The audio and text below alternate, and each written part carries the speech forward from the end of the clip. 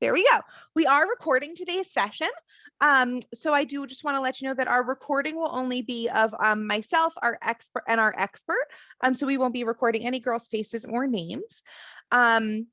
Welcome. My name is Amy Artzer, and I am our Community Partnerships Manager, and I get to work with amazing people out in the community who are interested in working with Girl Scouts. And that means that I get to work with all of our folks who are joining our Meet an Expert program. So thank you all so much for joining us this afternoon. I will just go over a few housekeeping items and we'll go through the Girl Scout Promise and Law before I turn things over to our expert today, Commander Suzette Freidenberger, who's going to tell us all about who she is, her job, and then answer questions that you have for her. So first things first, like I said, housekeeping items. So we are recording today's program. Our recording will go up on our Meet an Expert playlist on our YouTube channel. If you're interested, there's a whole slew of really cool expert sessions that have been recorded and posted to that playlist. And that's where we'll also post future recordings as well. So definitely go check it out. We will keep all of the girls who are participating today on mute for the duration of our webinar. You can use the chat box though, if you have any questions or concerns. Technical issues, things like that. I will say, please save your questions for Commander until we're ready to open it up for questions. And then I'll go through the chat box and I'll read your questions out loud. So the chat box is definitely your go-to place to communicate and engage with us. You are welcome to turn your video on if you'd like to, but that is totally up to you. If you'd like to leave it off, that's okay with us as well. Whatever you're most comfortable with is what we are comfortable with. We're going to go into the Girl Scout Promise and Law in a minute, but I do also just want to remind you that there is a very cool Meet an Expert patch that you can order from our Girl Scouts of Colorado shop directly on our website. And the patch looks just like this Meet an Expert logo that you see up here in the upper right-hand corner. Okay, so all of that being said, let's go start things off with the Girl Scout Promise and Law. So please follow along with me from home. So first, the promise. On my honor, I will try to serve God and my country, to help people at all times, and to live by the Girl Scout law. And now, of course, the Girl Scout law. I will do my best to be honest and fair, friendly and helpful, considerate and caring, courageous and strong, and responsible for what I say and do, and to respect myself and others, respect authority, use resources wisely, make the world a better place, and be a sister to every Girl Scout. All right, well done, everybody. It is now my absolute pleasure to introduce Commander Suzette Freidenberger, who is our expert for today. She's going to tell us all about herself, and then we'll open things up for questions. Welcome, Commander. Thank you. Thank you for having me. Okay, so this is a little bit new for me as far as presenting online. So I got two screens going here, and so I'm going to try to do this and be successful at it. So just bear with me here. I'm going to share my screen with you, and we're going to pop this up here. So there's a picture of me, and this is a picture of our badge for the police department. And I'm going to tell you that I have been with the Grand Junction Police Department for 18 and a half years. So a long time, and probably a lot longer than any of you girls have ever been even alive. But why did I become a police officer? And you'll see some pictures up here on this screen. And this one up here was a TV show that I used to watch when I was a little girl. And I thought this girl up here, her name was Dee Dee McCall, and I thought she was the coolest police officer to ever be. And I wanted to be like her. And while I did become a police officer, it's nothing like you see on TV.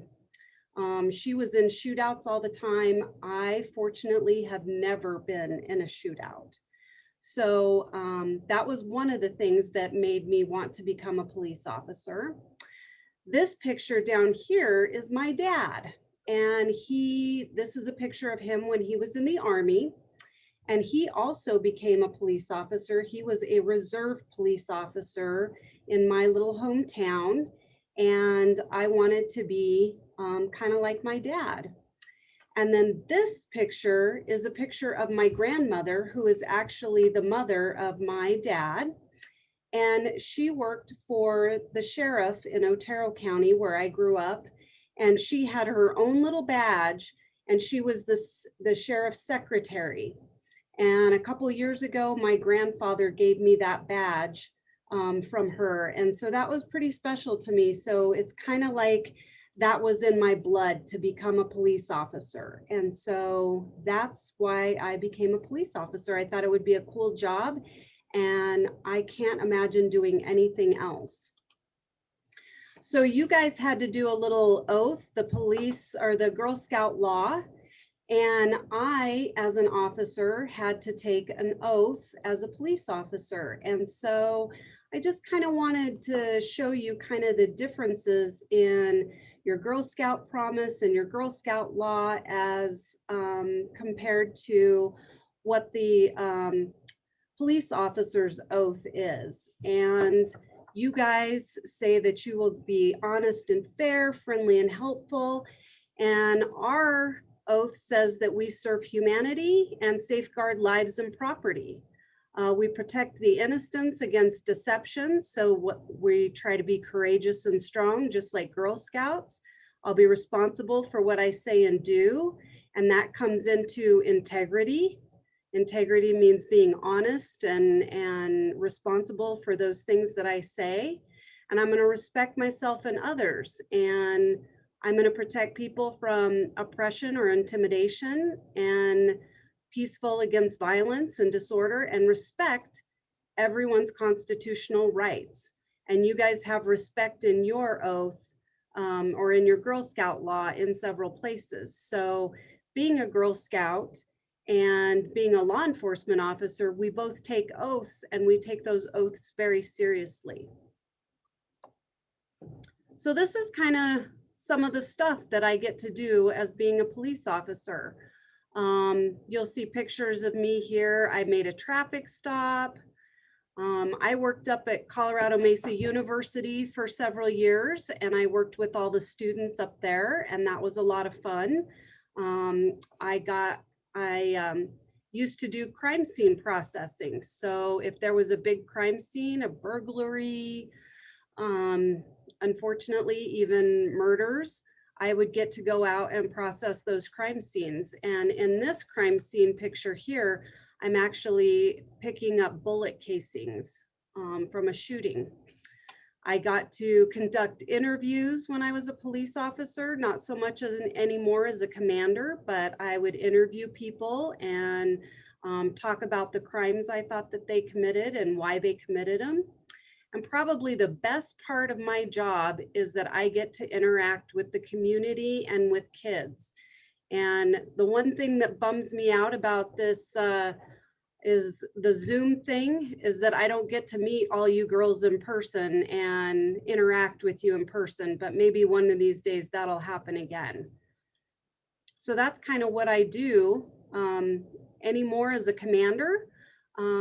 I do a lot of office work anymore. I do a lot of paperwork, but I still get to go out in my patrol car and get to help the guys on the streets that are handling calls for service. So I've had to do lots and lots of training over the years, and that started out 19 years ago when I went through the police academy. And I had 15 weeks of training in the police academy, and I trained with men and I trained with women. And I have to do annual training, and I also do training in specialized areas. So one of the things that I have done for most of my career is I have been a defensive tactics instructor or arrest control instructor, which means that when we arrest somebody, we have to know how to do that in a safe manner so that we don't get hurt, and neither does the person that we're arresting or anybody else. And so this is a picture of the guys that I train with at times when I was doing defensive tactics training. And here's kind of a fun picture, because if you notice in the picture before, I was the only girl amongst all those guys. and I was the only female defensive tactics instructor for several years. But I always liked training with the guys, because the bigger the guy, if I could hold my own in training, I always knew that out on the street, if I got into trouble, I could hold my own until somebody came to help me. So you'll see that I'm in here, that I'm training with two men, and very good friends of mine. Both were police officers. So I'm going to try to play this video because I want to show you kind of what my equipment is like. So let's see if I can do this. And you might have to share your audio if there's audio in the video. But why don't you just try it out and we'll see what happens. Okay. All right. We're going to do a new share. And let's see here. Did I share? What am I showing now? Outlook. Okay.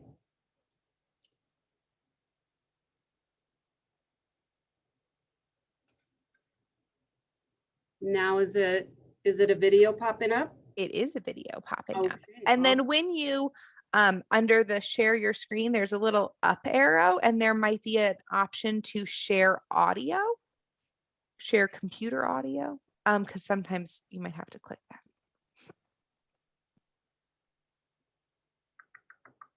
Share computer sound. There we go. All right, let's try this. So I'm going to introduce you to our patrol cars. This is one of our patrol cars that we drive. You see it has a number down here. That's the number of our patrol car, and it's on the front and also on the back, so that if anybody has any complaints or compliments for our officers, they can say, hey, this officer was in unit 203 and this was what they were doing. So on the front of the car, we have what's called a push bumper. And the reason we have these is because, let's say you have a car and you've ran out of gas and you're in the middle of the road. I can help to push your car out of the middle of the road until we can get you gas or other help that might be needed. And it doesn't damage your car too much because they have rubber bumpers on here, okay?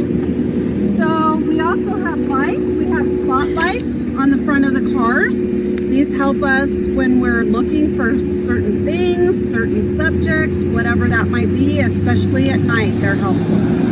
On the side of the car, what does it say? It says police, because that's who we are. We're Grand Junction Police. And then on the back of the car here, policing with honor and distinction. That's our motto. Okay? Now we're going to go on the inside of the car. This is where all the fun stuff is. All right, so this is the inside of a police car. We each have a computer inside of our police car that opens up. We have a keyboard. It's also a touch screen. And this helps us. It has maps on here so we can know where we're going. And our dispatch center can actually send us the calls on our computer, and we can see all the notes of what's going on our computer. We can also run people to see if they have any warrants, if they need to go to jail, that kind of thing. That's all here on our computer, okay? The other thing we have is a microphone, and we talk to dispatch through our microphone. So we just push the button here and we can talk to dispatch, and then they talk back to us, and it comes through in this little bitty speaker right here. All right, the other things we have are our lights and our sirens. So this switch here turns on all of our lights. And then we have different ways of doing the sirens. So we have a wail.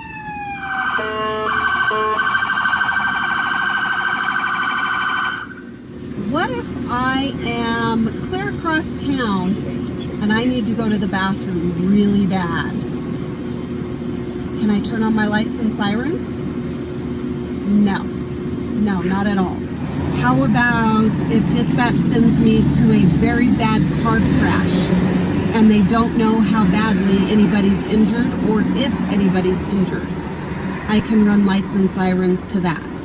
So there's things that I can do and things that I can't do, and I need to know the difference.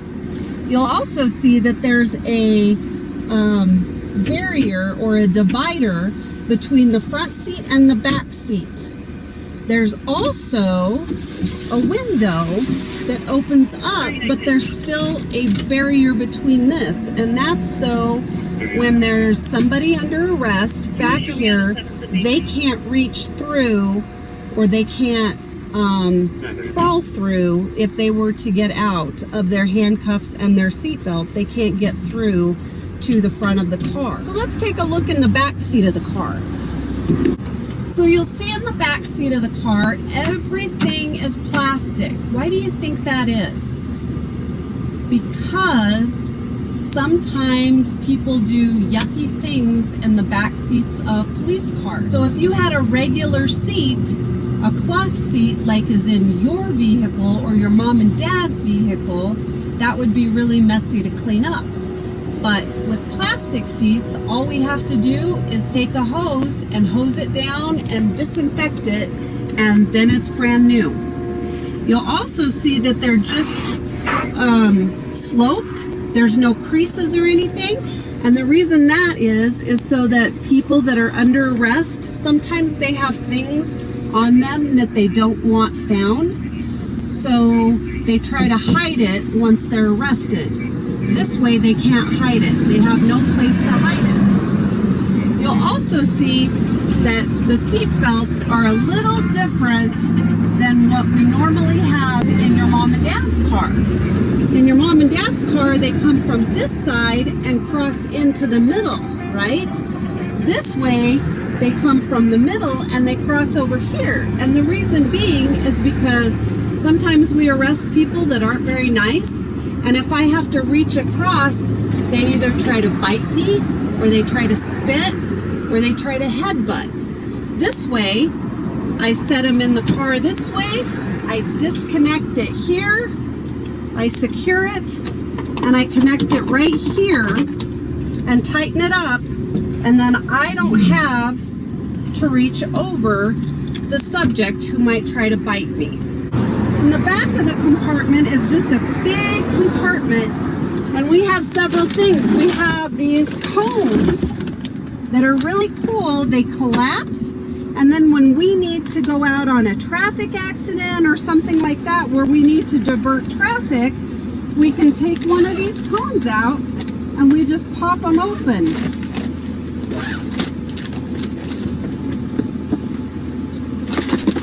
Look at that, and then you have a full-size cone that you can divert traffic with. In our box,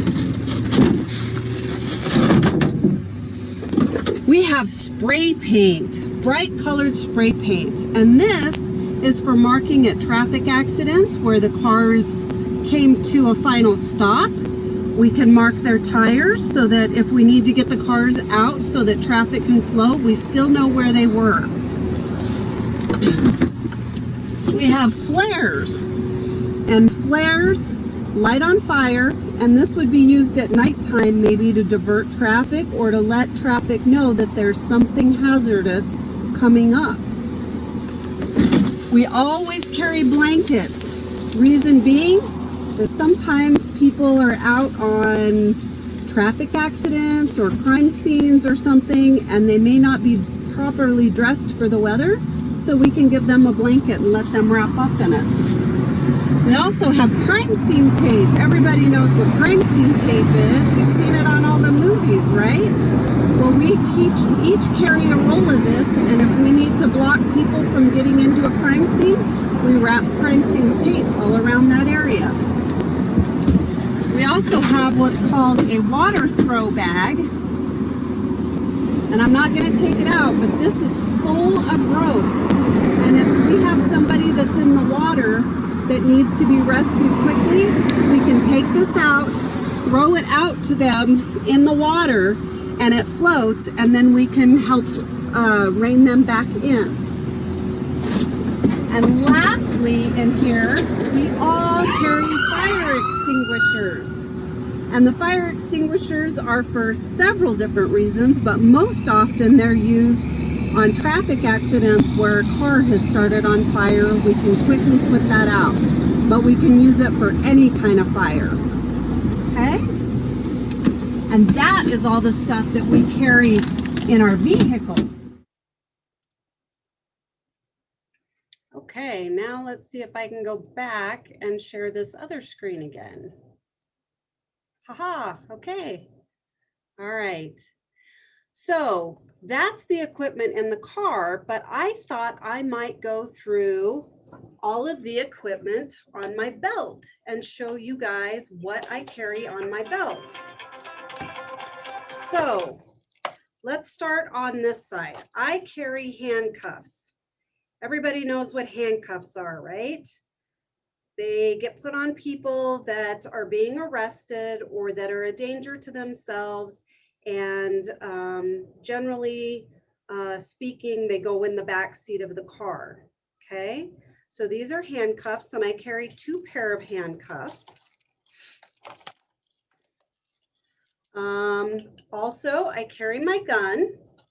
Okay, and I only take it out of the holster if I need to. Okay, if somebody's a danger, that's the only time my gun comes out of the holster, to be pointed at anybody. On my back here is what's called an asp, and it's just this little bitty baton, but it expands. Okay, and this is what is called a defensive weapon. If somebody were coming at me, I could use this to defend myself. Okay. I also carry in the back side, and I don't know if you can see it, but in this little pouch here, I carry rubber gloves. And the reason I carry rubber gloves is in case somebody is bleeding, so that we don't transfer that blood to me. Okay. Sometimes I even use them if somebody's really sweaty, because we don't want that transfer. Okay. I also carry a small flashlight. And even though right now I don't typically work at nighttime, you never know when you might need a flashlight, because I might need to go into a dark building, even though it's daylight, a dark building, and I want to be able to see. So there's always a flashlight. The next thing I have is my radio, and it's connected to this microphone right here. And I have a little earpiece in my ear right here. If you can see that little earpiece. And so when dispatch talks to me, I can hear it directly in my ear, and nobody else can hear that. And the only way that I could undo that is to disconnect that microphone and that earpiece from the radio, and then you could hear what's on the radio. And then I have my magazines, and these are full of bullets. There are 17 bullets in each of these magazines, and this would be if the bullets in this gun ran out, I can add more. I can put that in there and add more. And then I have my car keys. Those are really important. And that's about all of the equipment I carry. Now, other police officers carry a taser, and I'm sure some of you girls have seen that. It's like a yellow, bright yellow looking gun, but because I'm a commander, I don't have to carry that anymore, and it's just added weight. I carry about 35 pounds of gear on me every day that I'm in my uniform. So between the stuff on my belt, and I have a bulletproof vest on underneath, I carry about 35 pounds total on my person every day. So I started out as a police officer back in 2003 here at the Grand Junction Police Department. And I had been on the police department for about 5 years, and I was promoted to a corporal, which is a first line supervisor. And then I was promoted to sergeant. And this picture down here at the bottom, this is my dad pinning my sergeant's badge on me when I was promoted to sergeant. And that was pretty special since he was also a police officer. And then last August, I was promoted to commander. And I am the first commander to be promoted as a female, probably in about at least 15 years. There has not been a female in a command staff, and I am the only female commander at the police department in command staff. We have one other female who's a corporal, but no other females right now that have any kind of rank. So that's a pretty special thing to be the only commander right now that's a female. So a lot of people ask me what I do on my spare time, and I don't know, I think some people think when you're a police officer, that's all you do. But I decided to share some pictures with you of the fact that I'm not just a police officer. I'm a mommy. There's my wedding picture from when I got married to my husband. I love to dress up. I love to have my nails painted and wear makeup. And I love spending time with my family.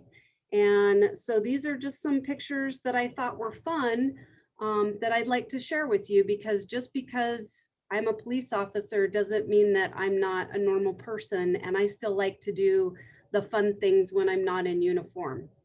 And now my girls are growing up. I have almost a 15-year-old and I have an 11-year-old.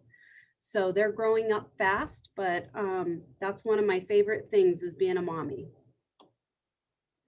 Some of my other things that are fun is that there's a lot of fun things that I've been able to do while I've been on the job as a police officer. And I've met lots and lots of fun people and got to do lots of fun things. Up here in the corner, you'll see this team picture. This was many years ago, but we got to play against the Harlem Globetrotters in a basketball fundraiser game. And if you look real close, I'm the only girl in that as well. But I'm not afraid to get in there and mix it up with the guys. We need to hold our own as girls.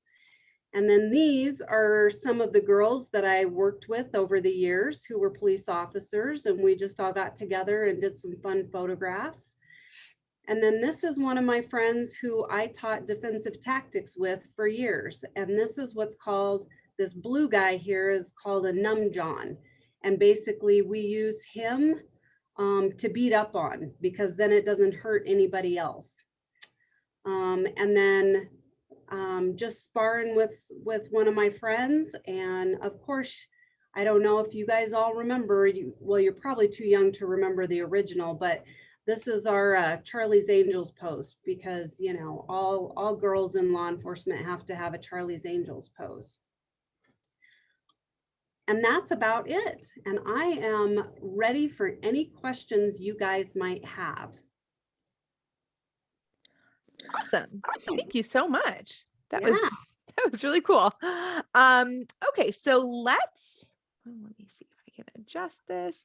So we would love for all the Girl Scouts who are out there listening, please enter your questions for Commander Freidenberger into the chat box. The chat box is now open, so we can all see what you're going to put in there, but I'll go ahead and read the questions out loud. So type them in there. Questions for, well, so I'm just going to ask the question. How has your, how have things changed for your job in the past year with COVID-19 and the pandemic? It's been very difficult. Not so much for me as a commander, but definitely for our officers who are working the streets, being very careful about their contacts, and being cautious about what they're doing every day. And unfortunately, we had COVID run through us and the end of October, 1st of November. And I was one of the unfortunate ones, and I got it too. And but I made it through, and we're back to recovering. I think we only have one officer out right now that is positive for COVID. So, Wow. yeah. Well, I'm glad to hear you're all okay. Yes, me too. So Tasha asked, where is your handcuff key? Oh, my handcuff key is on my key ring. This is it right here. It looks a little bit different than a regular handcuff key. It's not the teeny tiny one because those are hard to manipulate, but this is my handcuff key. And the battery is dead, but it used to have a little light on each side so that in the dark you could see. And this is always an important part that comes on a handcuff key because it's considered our double lock key. And so that keeps, once we put handcuffs on somebody, we double lock it, and that keeps the handcuffs from tightening after we've put them on the subject. Great. Do you use dogs? Police dogs? We do. We have 2 dogs on our police department. One of them is Merlin and the other one is Nero. And they both have handlers and they mostly work kind of the swing shifts. So late in the afternoon into the evening. And they do both apprehension and they do drugs. Awesome. Okay, what other questions? Oh, there's a troop leader on here who has a Daisy troop who's working on their Respect Authority Girl Scout badge. So that's actually one of the pedals that Girl Scout daisies earn. Can you kind of add anything? So that's definitely, part of the Girl Scout promise and law. So when girls first become Girl Scouts as daisies, they learn all the parts of the promise and law, and Respect Authority is one of them. Do you have anything to kind of like add or talk about with regard to that? Well, when it comes to respecting authority, I mean, respect is also earned, but respect your elders and respect those above you. And the reason you want to respect authority is because generally that authority is there to protect. So I have the authority to enforce the laws. And so my authority is to enforce the laws, and the laws are made to protect people from bad things happening, right? So if we respect authority, we're respecting those laws, and we're also taking care of each other, keeping each other safe at the same time. Great, I love that. What is the scariest thing that has happened to you on the job, or maybe the most nerve-wracking thing? Gosh, that's a hard one. Scariest.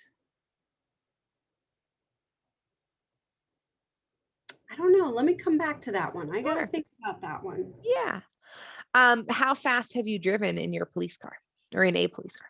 Oh, I've driven pretty fast. At least 100 miles an hour. I was responding to a traffic accident involving a motorcycle rider, and those are always usually pretty bad because motorcycle riders, they don't have any protection unless they're wearing a helmet, and even sometimes that's not enough.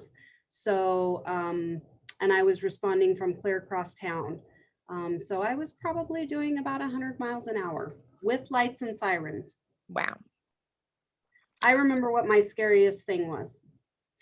So I was a sergeant running a patrol team, and I heard one of my officers call out on a suspicious person's call. And just shortly after he called out on that suspicious person call, he aired over the radio kind of mumbled talk. And I could tell in his voice that something very wrong was happening. And just seconds after that, he aired shots fired. And it was only 2 blocks from the police department that we had to respond. But that was probably the scariest because I didn't know what was going on. I didn't know if he had been shot. I didn't know if he had shot at a suspect. I didn't know what was going on.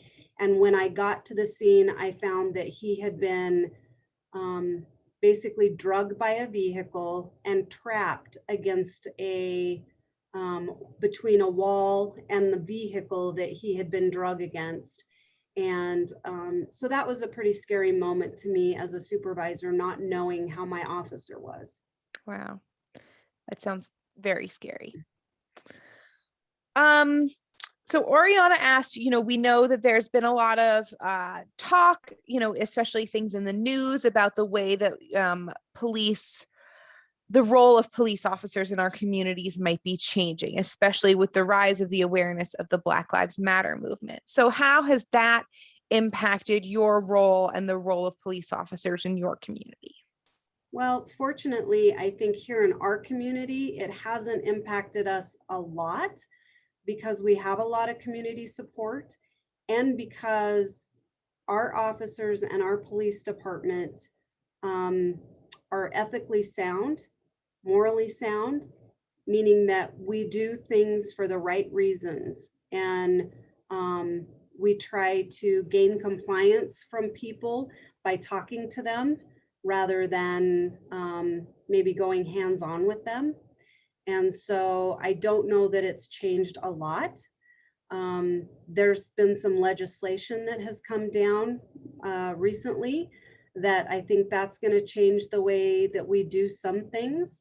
But I think overall, our job has not changed that much because we as an agency have been doing things the right way for a lot of years. And so if we continue to do things the right way, then we're okay. Great. That's wonderful to hear. And I hope that, I don't know, I hope that makes a difference to all the girls who are listening out here, who are maybe thinking about becoming police officers themselves one day. Absolutely. Do you do ride-alongs with people? Yes. We do ride-alongs. We haven't done them a lot lately because of COVID, but we have started to open that back up a little bit. You do have to be 14 years old to be able to do a ride-along. And then once you're 14, then you can, you have to have your parents' permission, but you can do a ride-along. It's usually only 4 hours at a time. And you can select who you want to ride with. If you know a police officer or if there's somebody specific that you want to ride with, you can choose who you want to ride with. You can choose what day of the week or what time of the day. You really don't want to ride with me because I do a lot of desk riding. I'm not out on the streets as much as I used to be. What item do you use the most? A pen. That is what police officers use the most, is a pen. Our job is probably 10% out in the field, taking care of crime scenes, arresting people, writing tickets, that kind of stuff. And then 90% of our job is writing reports about what we've done and making sure that we've done things right. So the pen is the most used piece of equipment that I have. I love that. I love that. Somebody asked, can you tell us about the posters and the paintings that are behind you? Oh, yes. So I can't take credit for any of these paintings. They're beautiful. I know they are. But again, going back to that one of those last slides, I'm kind of a girly girl. Just because I'm a police officer doesn't mean that I don't like pretty things. And I work with a bunch of men who really don't care what their office looks like, and I do. And so when I got my own office, I decided it needed some color. And so I went down to the palette, and instead of painting a picture that I probably would not want to hang because I'm not very artistic, they had these paintings on sale for $5 a piece. So I just picked out some that I really liked and I liked the colors. And then I went over to Hobby Lobby and got me some flowers to match kind of with the paintings. And so that's how I decorated my office. Now you'll see the poster back here. It says, vote for Freidenberger for sheriff. And that is my great uncle. And he was the sheriff in Otero County many years ago. And that actually was who my grandmother worked for was my great uncle George, who was the sheriff. And so when I say it runs in my blood, it runs in my blood. I've had lots of people before me who were in law enforcement in some capacity or another. And so I thought that was a pretty cool poster to go along with my family legacy. And so I had it framed and now it's up in my office. That is very, very cool. Yeah. Oh, so can you tell us, for some of us who maybe our Colorado geography isn't the best, can you tell us where Grand Junction is and kind of what the area that your police department covers looks like? Yes. So Grand Junction is the western slope. It's about 40 miles from the Utah border. It sits basically halfway between Denver and Salt Lake City, Utah. And we're the biggest city between Denver and Salt Lake. And our jurisdiction, I was trying to think of the square miles that we cover, and I cannot think, I want to say it's 60 square miles that we cover. And our population in Grand Junction is about 75,000 residential, but during daytime, our population increases to about 100,000 because we are the biggest city between Denver and Salt Lake. And so there's places like Moab, Green River, Utah, Delta, Montrose, those kind of places that actually come to Grand Junction for work, for shopping, for various different things. So our population during the daytime hours increases. Wow. Thank you. That's great. Olivia asked, what is the best part about being a police officer? Every day is different. There are never 2 days that are the same. And so it keeps your interest. You get to work outside. You get to kind of do your own thing. And so there's a lot of autonomy with being a police officer. And like I said, no 2 days are ever the same. That does sound fun. What is your favorite sport? Oh gosh. To participate in or to watch? Because I'm not much of a watcher. If I had to pick a sport to watch, it would probably be hockey. But to participate in, I was a swimmer growing up, so swimming is probably my strongest sport. I was also a cheerleader growing up. So those are kind of my passion, and if I could help participate in those again sometime, maybe coach cheerleading or something, I might consider that. Cool. Great. So we have kind of gone through all the questions so far. So if you have more questions, please feel free to enter them into the chat box. I'll keep an eye out there, but I'm wondering if there are, if you have any advice for girls who think that they might be interested in working in law enforcement, becoming a police officer, any words of inspiration you might have for them? Yes. If this is your dream, follow it no matter what. And actually that goes for anything. Whatever your dream is, follow it. I had wanted to be a police officer since I was maybe 10. That's how far back I remember wanting to be a police officer. And there were some hurdles that came up in my life that I wasn't able to do that. I went to college with every intention of being a police officer.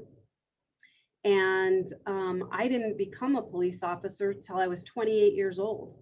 So that didn't happen right after college, right after I turned 21, because you can be a police officer at 21. So there were 7 years in there that I was doing other things, but I never let that dream die. And now I look back on it and think that it was a good thing that I didn't become a police officer right away, because I got some great life experience that I was able to bring to the job. And so no matter what you want to do, if that's your dream, It may take you a while, but don't let anything get in your way. And don't be afraid just because you're a girl or just because you're small that you can't be a police officer. Because I'm here to tell you, I'm 5'2", so I'm not very tall, not very big, and it's never stopped me from being able to do anything that any of the guys could do. I love all of that. That's amazing. Somebody asked, what is the weirdest law in our state of Colorado, in your opinion? Oh, the weirdest law. You know, I used to know a lot of weird laws, but I don't know that any of them really apply anymore. Weirdest law.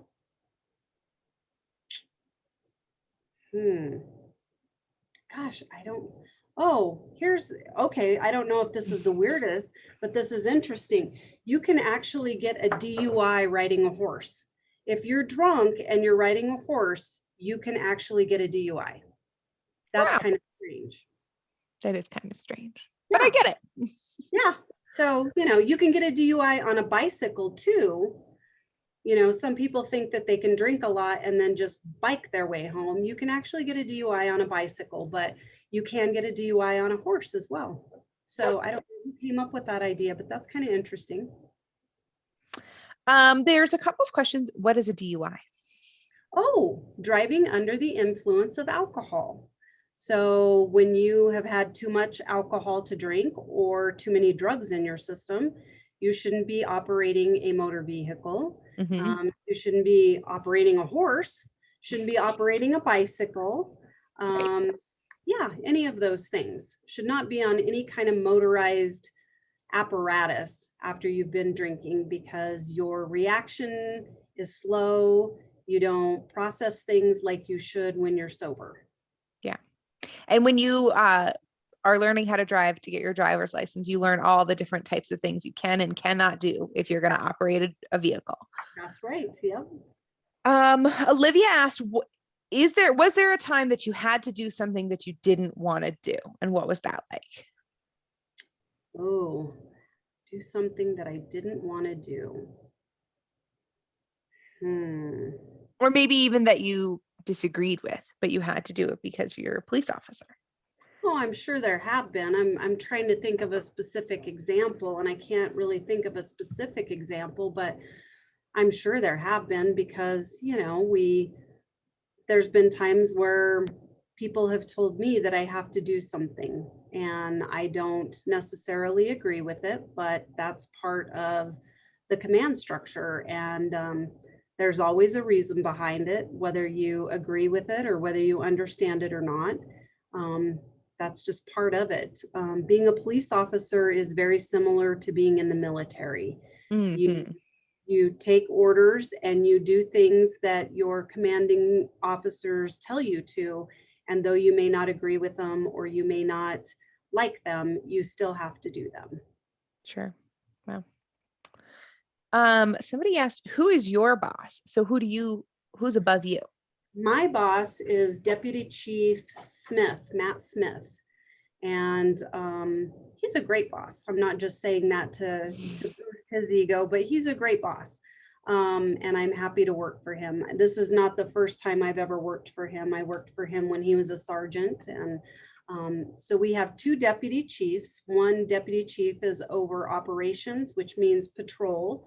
And then the other deputy chief is over services, which includes dispatch, investigations, professional standards, hiring, that kind of stuff. And so I work for one of the deputy chiefs, and then the next level up is the chief of police, Wow. who is everybody's boss.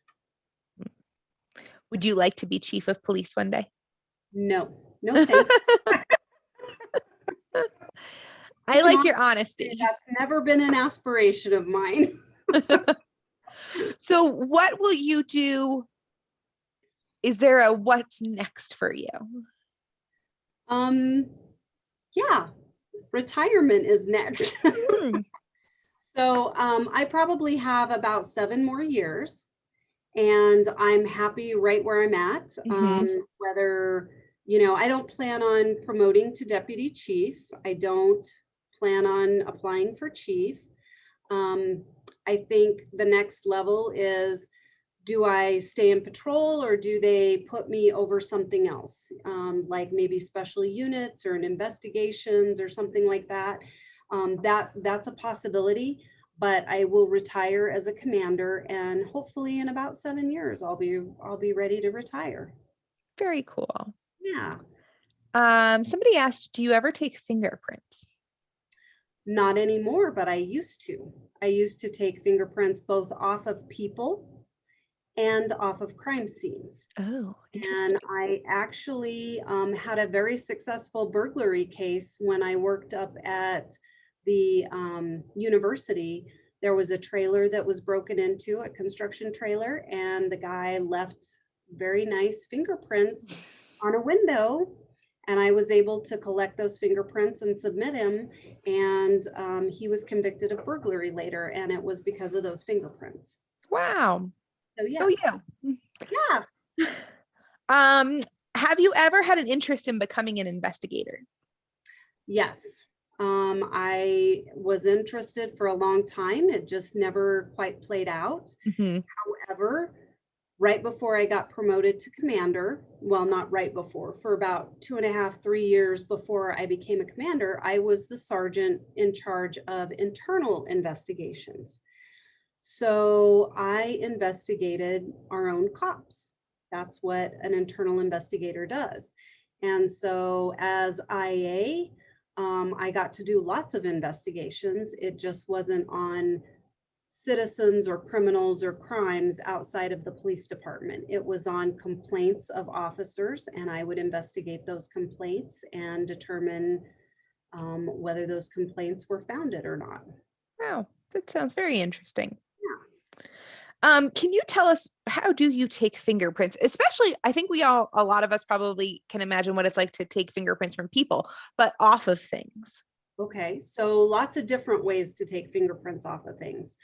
The most common is fingerprint powder, and you may have seen it on television shows. It's usually black and it's very, very fine. Like, I don't even necessarily would consider it the consistency of sand, because it's super, super, super fine.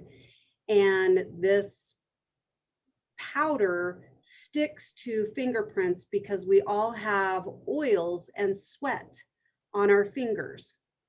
And so when we touch something, a lot of times we leave that. Now, the caveat to that is in the winter months, if you think about the winter months, it's drier, it's colder. So we have a lot less of that oil and that sweat on our fingertips. So wintertime is a little different. It's harder to pick up fingerprints, but summertime, most of the other times of the year, fingerprints are left with saliva or with sweat and oils on our fingers. And this fingerprint powder sticks to the oils and the sweat. And then we take a piece of special tape and we put the tape on that powder where the fingerprint was, and we slowly peel it off, and then we put it on a white card and it shows up there. And then they can analyze that fingerprint against other fingerprints. That's one of the ways. There's lots of different ways to take fingerprints. I've used super glue to take fingerprints. I've used it's the stuff called camphor, and you light it on fire and it smokes and it becomes this like black gray smoke, and it adheres to fingerprints that are on materials that don't normally hold fingerprints very well. So there's lots of different ways to take fingerprints, and if you get really good, you can take them with just about anything. Wow. Yeah.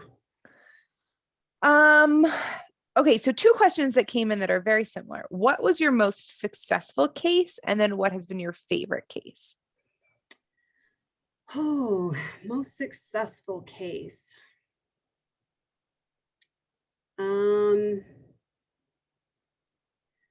Probably most successful case was when I very, very, very first started.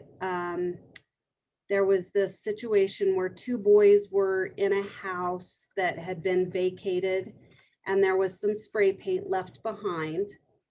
And one boy lit the other boy's face on fire with the spray paint. So used the spray can, lit it because it's aerosol, and it burnt the other kid's face. And that went to trial. And prior to the verdict coming out, the other child pled. And when I say child, I mean that they were young, but you only have to be 10 years old to be charged with a crime. So I think these kids were like 11 or 12 years old. The other child pled, and the reason I say it was a successful case is because years later, I contacted the kid that was charged and convicted, and he was now a successful person. He learned his lesson from that. He took his consequences and turned them into something positive, and he was now a successful citizen of the community. So that's why I say that one was a success. Yeah. Yeah. And then what was the other one? Your favorite. My favorite case. Oh, I know. So something that I didn't talk about with regards to my family and my girls, both of my girls are adopted. And so adoption is very near and dear to my heart. And there was a case one time of a possible kidnapping involving an adoption that kind of went awry. And the birth mother who gave up her child was from Arizona, and she had given up her child and she thought she had given it to a good family. Well, they hadn't gone through the legal processes the way you should when you're adopting a child. And she became a little suspicious of this couple that she was going to adopt her child out to. And she started doing her own research, and she decided that that wasn't the best couple. Well, before she was able to get her child back, that couple left the state of Arizona and came to Grand Junction. And so she and a friend followed them here. And the first person that took the case was not familiar with the adoption laws. And we had already adopted our oldest daughter, and we were in the process of adopting our second daughter. And so I was very familiar with the adoption laws. And so I was able to get involved in that case and help with that case because it was a criminal act. And it's actually kidnapping when you cross, well, it becomes a federal kidnapping when you cross state lines. And so it was a case that I followed. And the girl that the birth mother was still wanting to give her child up for adoption. And she actually had selected my husband and I as the next parents to adopt her child. And so that was pretty cool. It ended up that the birth father did not know that she wanted to give the child up. And he actually came in and stepped in and said, no, I want to parent the child. So that didn't work out for us, but it was a successful case. And it was something that I was one of my favorite cases, because I was, even though you try not to, I was kind of personally invested in that. So that was probably one of my favorites. Wow. That sounds super impactful. Yeah, definitely. Well, we are just about out of our time together today. So I will leave you, Commander, with our last question that we ask all of our experts. And that would be, what is your favorite Girl Scout cookie? Oh, it's got to be Thin Mints, without a doubt. Thin Mints. Who doesn't love a Thin Mint? I know, right? They're pretty good. They are, definitely. Well, thank you so much for being with us this afternoon. I know that I learned a lot, and I'm sure all the girls who are listening, either live or to a recorded version, have learned a lot as well. So we really appreciate your time and cannot thank you enough. And thank you to all the Girl Scouts out there who are listening as well. I hope you enjoyed it just as much as I did. Yeah, thanks for having me. All right. Bye, everybody. Have a good rest of your evening. Bye.